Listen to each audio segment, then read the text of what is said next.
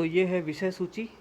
इस पुस्तक में हमको लोगों को पढ़ने हैं टोटल चैप्टर्स 10 चैप्टर्स हैं टोटल। तो पहला चैप्टर है 1000 वर्षों के दौरान हुए परिवर्तनों की पड़ताल।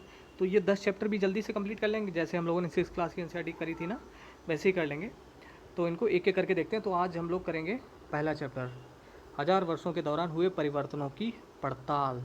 तो चलिए भाई इसको देखते हैं, बहुत इंपॉर्टेंट है एनसीईआरटी। तो चैप्टर का नाम है 1000 वर्षों के दौरान हुए परिवर्तनों की पड़ताल। तो 1000 वर्षों में कौन कौन से परिवर्तन हुए, ज़रा उनकी पड़ताल की जाए। सबसे पहले है मानचित्र 1। तो मानचित्र के बारे में थोड़ा सा यहाँ पे दिया हुआ है। 12वीं सदी के भूगोलवेत्ता अल इद्रीसी का बनाया हुआ दुनिया के नक्शे का एक हिस्सा, जिसमें भारतीय उपमहाद्वीप दिखाया गया है। तो ये कहाँ के भूगोलवेत्ता थे? ये इनका नाम क्या था? अल इद्रीसी।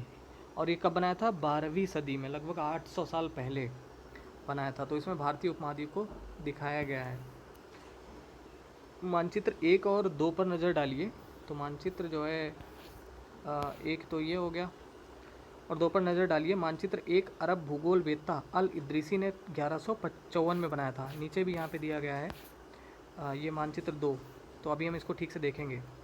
तो मानचित्र 1 अरब भूगोलवेत्ता अल इद्रीसी ने 1154 में बनाया था। तो आपको याद रखना है कि ये अरब के भूगोलवेत्ता थे। भूगोलवेत्ता मतलब जियोग्राफर। इन्होंने ये मानचित्र बनाया था 12वीं शताब्दी में। तो यानी 1154, अगर आपको डेट नहीं याद रहती तो आप इतना याद रखें कि 12वीं सदी में बनाया था। तो 1100 के बाद, अच्छा सदी कैसे चेंज होती है तो आपको पता ही होगा ना। तो 1100 जब कंप्लीट हो जाती है तो उसके बाद 1101 से लेकर और 1100 और 1200 तक उसको कही जाएगी 12वीं सदी। ओके, तो सदी इस तरीके से इतिहास में पढ़ी जाती है। ओके, यहाँ जो नक्शा दिया गया है वह उनके द्वारा बनाए हुए दुनिया के बड़े मानचित्र का एक हिस्सा है और भारतीय उपमहाद्वीप को दर्शाता है। मानचित्र 2 एक फ्रांसीसी मानचित्रकार ने 1720 में बनाया, यानी 18वीं सदी में बनाया। दोनों नक्शे एक ही इलाके के हैं, मगर उनमें काफ़ी अंतर है। अल इद्रीसी के नक्शे में दक्षिण भारत उस जगह है जहाँ हम आज उत्तर भारत ढूंढेंगे, और श्रीलंका का द्वीप ऊपर की तरफ है। जगहों के नाम अरबी में दिए गए हैं और उनमें कुछ जाने पहचाने नाम भी हैं, जैसे कि उत्तर प्रदेश का कन्नौज। मानचित्र 2 पहले मानचित्र के बनने के लगभग 600 वर्ष बाद बनाया गया, चूँकि 18वीं सदी में बनाया गया था और फ्रांस के एक चित्रकार ने बनाया था। इस कालावधि में उपमहाद्वीप के बारे में सूचनाएं काफ़ी बदल गई थीं। यह नक्शा हमें ज़्यादा परिचित लगेगा। उसमें विशेषकर तटीय इलाकों के बारीक ब्यौरे देखकर आश्चर्य होता है। यूरोप के नाविक तथा व्यापारी अपनी समुद्र यात्रा के लिए इस नक्शे का इस्तेमाल करते थे। तो यानी यूरोप के जो व्यापारी होते थे और जो नाविक होते थे, वो समुद्र यात्रा पर समुद्र यात्रा के लिए इस नक्शे का प्रयोग करते थे। अच्छा, 18वीं सदी के आरंभ में गुलाम द लिस्ले के एटलस नूवो के अनुसार यह उपमहाद्वीप, तो इन्होंने ये बनाया था। यह है भारतीय उपमहाद्वीप इस तरीके से। आप देख रहे होंगे नीचे श्रीलंका दिख रहा है। ओके, अब लेकिन आप भीतरी इलाकों पर नज़र डालें। क्या इनमें भी उतने ही ब्यौरे हैं जितने समुद्र तट वाले हिस्से में? गंगा के मार्ग को देखो। तो ये कुछ इंपॉर्टेंट यहाँ पर नहीं है उतना। आगे बढ़ते हैं। इतनी ही महत्वपूर्ण एक और बात यह है कि दूसरे युग तक मानचित्र अंकन का विज्ञान भी बहुत बदल गया था। इतिहासकार जब बीते युगों के दस्तावेजों, नक्शों और लेखों का अध्ययन करते हैं तो उनके लिए उन सूचनाओं के संदर्भों का, उनकी भिन्न भिन्न ऐतिहासिक पृष्ठभूमियों का ध्यान रखना जरूरी होता है। अब है नई और पुरानी शब्दावली। ये थोड़ी इंपॉर्टेंट है, इसको ध्यान से देखना आप। अगर समय के साथ साथ सूचनाओं के संदर्भ बदलते हैं तो भाषा और अर्थों के साथ क्या होता है? ऐतिहासिक अभिलेख कई तरह की भाषाओं में मिलते हैं और ये भाषाएं भी समय के साथ साथ बहुत बदली हैं। उदाहरण के लिए मध्य युग की फ़ारसी आधुनिक फ़ारसी भाषा से भिन्न है। यह भिन्नता सिर्फ व्याकरण और शब्द भंडार में ही नहीं आई है, समय के साथ शब्दों के अर्थ भी बदल जाते हैं। जैसे उदाहरण के लिए हिंदुस्तान शब्द ही लीजिए। आज हम इसे आधुनिक राष्ट्र राज्य भारत के अर्थ में लेते हैं। आज जो हम हिंदुस्तान कहते हैं तो इसका मतलब होता है पूरा भारत। 13वीं सदी में जब फ़ारसी के इतिहासकार, जिनका नाम था मिन्हाज सिराज, तो ये फ़ारसी इतिहासकार थे, ने हिंदुस्तान शब्द का प्रयोग किया था, तो उसका आशय पंजाब, हरियाणा और गंगा यमुना के बीच स्थित इलाकों से था। तो उस समय जो 13वीं सदी में, यानी 1200 कुछ में, जब इन्होंने मिनहाज सिराज एक इतिहासकार थे, इन्होंने जो हिंदुस्तान शब्द का प्रयोग किया था, तो इस हिंदुस्तान शब्द का मतलब उन्होंने लगाया था पंजाब, हरियाणा और गंगा यमुना के बीच स्थित इलाके से। पूरे हिंदुस्तान का नहीं था मतलब उस समय। लेकिन आज जब हम हिंदुस्तान की बात करते हैं तो इसका मतलब है पूरा भारत। ओके, उसने इस शब्द का राजनीतिक अर्थ में उन इलाकों के लिए इस्तेमाल किया जो दिल्ली के सुल्तान के अधिकार क्षेत्र में आते थे। तो यही जो थोड़े से क्षेत्र थे, ये दिल्ली के सुल्तान के अधिकार क्षेत्र में आते थे। सल्तनत के प्रसार के साथ साथ इस शब्द के अंतर्गत आने वाले क्षेत्र भी बढ़ते गए, लेकिन हिंदुस्तान शब्द में दक्षिण भारत का समावेश कभी नहीं हुआ। तो ये थोड़ा सा आप इम्पॉर्टेंट फैक्ट याद रखिए, क्योंकि ये पूछा जा सकता है। ओके, इसके विपरीत 16वीं सदी के आरंभ में बाबर ने हिंदुस्तान शब्द का प्रयोग इस उपमहाद्वीप के भूगोल, पशु पक्षियों और यहाँ के निवासियों की संस्कृति का वर्णन करने के लिए किया। तो 16वीं सदी में चूँकि बाबर यहाँ पे आ गए थे, मुग़ल आ गए थे, मतलब मुग़ल वंश की स्थापना हो गई थी। 1526 में पहला युद्ध हुआ था, पानीपत का प्रथम युद्ध इब्राहिम लोदी और बाबर के बीच में, जिसमें बाबर की विजय हुई थी और तभी से मुग़ल वंश की स्थापना हुई। तो मुग़ल वंश ने, वो बाबर ने जो वर्णन किया, उसमें उन्होंने यहाँ के भूगोल, पशु पक्षियों, यहाँ के निवासियों, संस्कृति का वर्णन करने के लिए किया था हिंदुस्तान शब्द का प्रयोग। यह प्रयोग 14वीं सदी के कभी अमीर खुसरो द्वारा प्रयुक्त शब्द हिंद के ही कुछ समान था। तो अमीर खुसरो जो कि एक कवि भी थे और 14वीं सदी के, और उन्होंने हिंद शब्द, उनके द्वारा जो प्रयुक्त शब्द हिंद था ना, उसी के समान लगभग मिलता है हिंदुस्तान। मगर जहाँ भारत को एक भौगोलिक और सांस्कृतिक शब्द के रूप में पहचाना जा रहा था, वहाँ हिंदुस्तान शब्द से वे राजनीतिक और राष्ट्रीय अर्थ नहीं जुड़े थे जो आज हम जोड़ते हैं। ओके, किसी भी शब्द का प्रयोग करने में इतिहासकारों को बहुत सावधान रहना चाहिए, क्योंकि अतीत में उन शब्दों के कुछ अलग ही अर्थ थे। यानी इतिहासकारों को इसलिए सावधान रहना चाहिए क्योंकि पहले उन शब्दों के दूसरे मतलब थे, जबकि बाद में बदल गए। जैसे कि हिंदुस्तान शब्द का मतलब पहले एक थोड़े से क्षेत्र के लिए था, बाद में एक पूरे भारत के लिए हो गया। ओके, उदाहरण के लिए विदेशी शब्द यहाँ पे दिया गया, बहुत अच्छा एग्जाम्पल दिया गया है। विदेशी जैसा सीधा साधा शब्द ही ले लीजिए, हमारे लिए आज इसका अर्थ होता है ऐसा व्यक्ति जो भारतीय ना हो।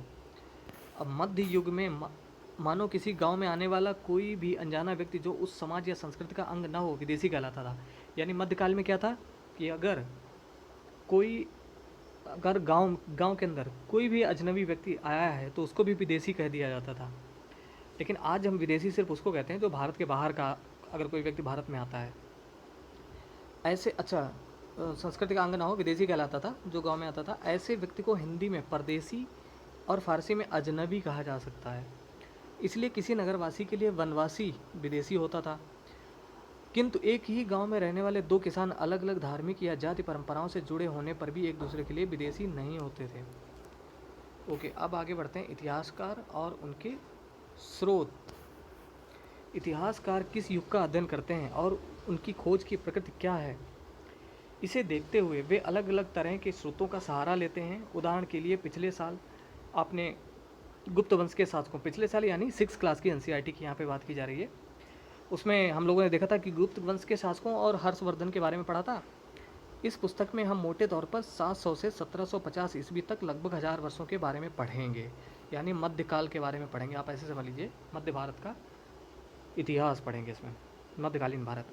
तो बहुत ध्यान से देखिए, इस काल के अध्ययन के लिए इतिहासकार जिन स्रोतों का प्रयोग करते हैं उनमें आपको बहुत सी बातें ऐसी भी मिलेंगी जो पिछले युग से वैसी ही चली आ रही हैं। इतिहासकार इस काल के बारे में सूचना इकट्ठी करने के लिए अभी भी सिक्कों, शिलालेखों, स्थापत्य, तो स्थापत्य किसे कहते हैं, भवन निर्माण कला। तो ये थोड़ा सा आप याद रखिए टर्म। तो NCERT की एक बहुत अच्छी विशेषता है कि जहाँ पर भी कोई नया शब्द मिलता है तो उसका अर्थ क्या है ये भी बता दिया जाता है। तो स्थापत्य कला यानी भवन निर्माण कला, तो ये शब्द आप याद रखिए, आगे जरूरत पड़ेगी। स्थापत्य कला यानी भवन निर्माण कला तथा लिखित सामग्री पर निर्भर करते हैं, पर कुछ बातें पहले से भी काफ़ी भिन्न भी हैं। इस युग में प्रामाणिक लिखित सामग्री की संख्या और विविधता आश्चर्यजनक रूप से बढ़ गई, क्योंकि मध्य युग आ गया तो प्राचीन काल चला गया था, मध्य युग आ गया तो धीरे धीरे विकास होता रहता है, इसलिए कुछ चीज़ें आ गई थी। इसके आगे इतिहासकार सूचनाओं के दूसरे प्रकार के स्रोतों का इस्तेमाल धीरे धीरे कम करने लगे। अच्छा, यहाँ पे क्या दिया गया थोड़ा सा देख लें, कागज़ का मूल्य। 13वीं सदी के मध्य में एक विद्वान को एक पुस्तक की प्रतिलिपि की जरूरत पड़ी। उसके पास उतना कागज नहीं था, इसलिए उसने एक ऐसी पांडुलिपि को धो डाला जिसे उसे ज़रूरत नहीं थी और उसके कागज़ को सुखाकर उसका इस्तेमाल कर लिया। तो कागज़ चूँकि उस समय होता नहीं था, इसलिए जो बेकार की चीज़ें होती थी उसको जो है प्रयोग कर लेते थे। यहाँ पे और कुछ इंपॉर्टेंट नहीं है, करने लगे। अच्छा, इस समय के दौरान कागज़ क्रमशः सस्ता होता गया, और इस समय के दौरान मतलब मध्य युग के दौरान, और बड़े पैमाने पर उपलब्ध भी होने लगा। लोग धर्म ग्रंथ, शासकों के वृत्तांत, संतों के लेखन तथा उपदेश, अर्जियाँ, अदालतों के दस्तावेज, हिसाब तथा करों के खाते आदि लिखने में इसका उपयोग करने लगे। धनी व्यक्ति, शासक, जन, मठ तथा मंदिर पांडुलिपियाँ एकत्रित किया करते थे। इन पांडुलिपियों को पुस्तकालयों तथा अभिलेखागारों में रखा जाता है। तो अभिलेखागार क्या होता है, इसके बारे में यहाँ पे दिया गया है। क्या होता है? एक ऐसा स्थान जहाँ दस्तावेजों और पांडुलिपियों को संग्रहित यानी इकट्ठा किया जाता है, मतलब संभाल कर रखा जाता है। आज सभी राष्ट्रीय और राज्य सरकारों के अभिलेखागार होते हैं, जहाँ वे अपने तमाम पुराने सरकारी अभिलेख और लेन देन के ब्यौरों का रिकॉर्ड रखते हैं। ओके, तो आगे बढ़ते हैं। इन पांडुलिपियों तथा दस्तावेजों से इतिहासकारों को बहुत सारी विस्तृत जानकारी मिलती है, मगर साथ ही इसका उपयोग कठिन है। उन दिनों छापे खाने तो थे नहीं, इसलिए लिपिक या नकलन बीस हाथ से ही पांडुलिपियों की प्रतिकृति बनाते थे, यानी फोटो कॉपी। प्रतिकृति यहाँ पे शुद्ध हिंदी शब्द दिया गया, जिसका मतलब हुआ फोटो कॉपी। तो उसी के नकल करके नकलन बीस जो है वो बना दिया करते थे। अगर आपने कभी किसी मित्र के गृह कार्य की नकल उतारी है तो आप जानते होंगे कि यह काम आसान नहीं है। कभी कभी आपको अपने मित्र की लिखावट समझ में नहीं आती होगी और आपको मजबूर होकर अंदाज ही लगाना पड़ता होगा कि क्या लिखा है। फलस्वरूप लिखे में मित्र के लिखे हुए से कुछ छोटे मोटे लेकिन महत्वपूर्ण अंतर आ जाते होंगे। अच्छा, यहाँ पे कुछ इंपॉर्टेंट दिया गया है। चित्र 1, यह एक लघुचित्र की प्रतिकृति है जिसमें एक लिपिक किसी पांडुलिपि की नकल कर रहा है। अच्छा, तो यहाँ पे पांडुलिपि की नकल की जा रही है। इसी तरीके से नकल किया करते थे, मतलब उसमें क्योंकि प्रिंटिंग प्रेस तो थी नहीं कि फ़ोटो कापी करा लेते। ओके, पांडुलिपि की प्रतिकृति बनाने में भी कुछ यही होता है। प्रतिलिपियाँ बनाते हुए लिपिक छोटे मोटे फेरबदल करते चलते थे। कहीं कोई शब्द, कोई वाक्य, कहीं कोई वाक्य, मतलब जहाँ पर उनको समझ में नहीं आता था तो वो अपनी गेस करके वहाँ पे अपनी तरफ से कोई शब्द या कोई वाक्य जोड़ दिया करते थे। सदी दर सदी प्रतिलिपियों की भी प्रतिलिपियाँ बनती रहीं और अंततः एक ही मूल ग्रंथ की भिन्न भिन्न प्रतिलिपियाँ एक दूसरे से बहुत ही अलग हो गई। तो अलग इसलिए हो गई क्योंकि जो मूल प्रतिलिपि होती थी, मूल पांडुलिपि, अगर मान लीजिए एक व्यक्ति ने उसके बारे में कुछ लिखा गेस करके थोड़ा बहुत, दूसरे ने लिखा, तीसरे अलग अलग लिखा, तो अलग अलग भिन्न भिन्न तरीके की चीज़ें तैयार हो गई थी। इससे एक बड़ी गंभीर समस्या उत्पन्न हो गई क्योंकि आज हमें लेखक की मूल पांडुलिपि शायद ही कहीं मिलती है। हमें बाद के लिपिकों द्वारा बनाई गई प्रतिलिपियों पर ही पूरी तरह निर्भर रहना पड़ता है। इसलिए इस बात का अंदाज लगाने के लिए कि मूलतः लेखक ने क्या लिखा था, इतिहासकारों को एक ही ग्रंथ की विभिन्न प्रतिलिपियों का अध्ययन करना पड़ता है। कई बार लेखक स्वयं भी समय समय पर अपने मूल वृत्तांत में संशोधन करते थे। 14वीं शताब्दी के इतिहासकार जियाउद्दीन वर्नी, तो ये कब हुए थे? 14वीं शताब्दी यानी 1300 कुछ में। क्या नाम था इनका? जियाउद्दीन बर्नी। तो कभी कभी क्रम पूछ लेते ना कि इन इतिहासकारों, मध्यकालीन युग के इतिहासकारों को क्रम से सजाइए, तो थोड़ा सा यहाँ पे ध्यान रखिए आप इनके बारे में। ने अपना वृत्तांत पहली बार 1356 में और दूसरी बार इसके 2 वर्ष बाद लिखा था। दोनों में अंतर है, लेकिन 1971 तक इतिहासकारों को पहली बार वाले वृत्तांत की जानकारी नहीं थी। यह पुस्तकालयों के विशाल संग्रहों में कहीं दबा पड़ा था। यहाँ पे क्या लिखा हुआ? चित्र नंबर 2, लिखावट की भिन्न प्रकार की शैलियों के कारण फारसी और अरबी पढ़ने में कठिनाई हो सकती थी। नस्तलिक लिपि बाईं ओर, जो कि ये है, में वर्ण जोड़कर धारा प्रवाह रूप से लिखे जाते थे। फारसी अरबी के जानकारों के लिए इस लिपि को पढ़ना आसान होता है। 6th लिपि दाईं ओर, जो कि ये है, अधिक सघन और संक्षिप्त और कठिन है। तो ये लिपियाँ हैं फारसी। ओके, अब आगे बढ़ते हैं। नए सामाजिक और राजनीतिक समूह। सन 700 और 1750 के बीच के 1000 वर्षों का अध्ययन इतिहासकारों के आगे भारी चुनौती रखता है। देखिए, इसलिए हम, चूँकि अभी ये बुक स्टार्ट ही हुई है, तो पहले चैप्टर में यही सब चीज़ें बताई गई हैं, आपको परिचय करवाया गया है, फिर बाद में तो इसको बहुत अच्छी तरीके से समझ लीजिए, फिर आगे की कहानी बड़ी इंटरेस्टिंग होगी। तो सन 700 और 1750 के बीच के 1000 वर्षों का अध्ययन इतिहासकारों के आगे भारी चुनौती रखता है, मुख्य रूप से इसलिए कि इस पूरे काल में बड़े पैमाने पर और अनेक तरह के परिवर्तन हुए। इस काल में अलग अलग